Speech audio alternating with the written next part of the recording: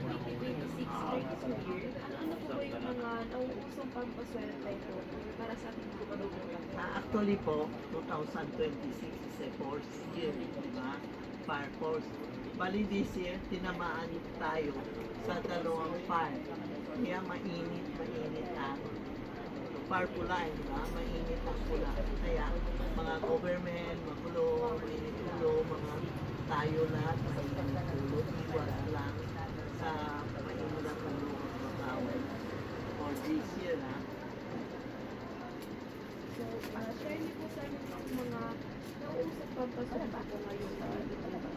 Usually, yung mga hindi maganda, iba mga course na, course hindi maganda, siyara, itong dalawa, pinapalagay namin one set of this one kasi marami ang items kaya ginawa ko na.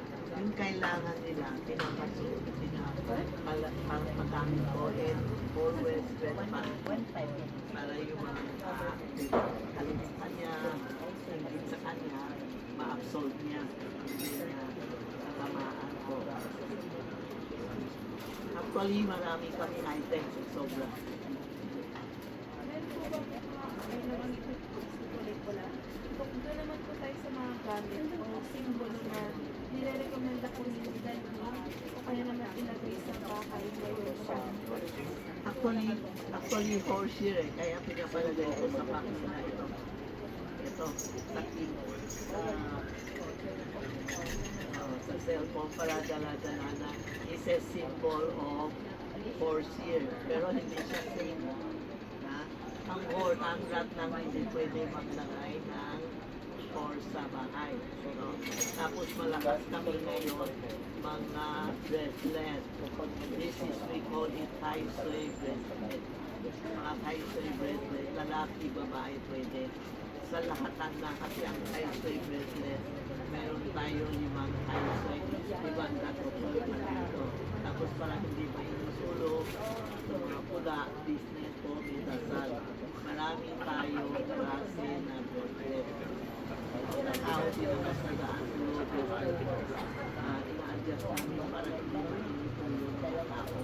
And this one lang, symbolize na remember na hindi sila year of the horse na namin.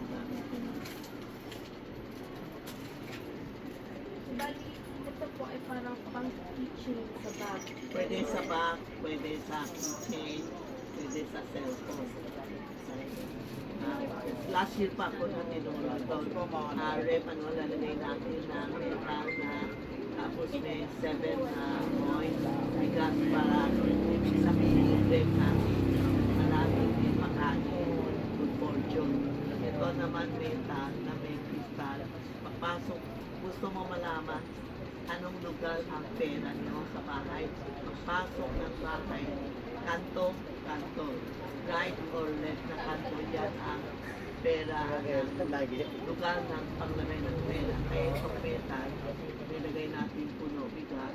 Pag bumili kayo, kasama ng kristal, lalagay ko sa kanto para halimbawa, hindi natin pasok ko, ito ang kanto ko, ito ang kanto ko. Para lifetime, palagi smooth, magkaang, walang naghahanap sa'yo ng away, palagi metal.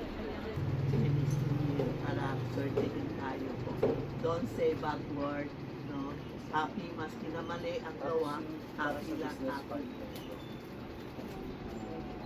Ano naman po yung pinabang yung mga negosyo at kabuhayan kung susundin yung tamang kung ngayong 2026? Actually, I'm a feng shui expert, no? Medyo matanda na ako dito. Ang pinapayo ko, ang feng shui sekay. Bakit na yan, wala naman masama, diba? Kasi iba nagsasabi, ay, as Catholic ako, ay, Buddhism, no? Feng shui is not a religion, no? Basta think positive na gaganda buhay natin, 2026 is a good life.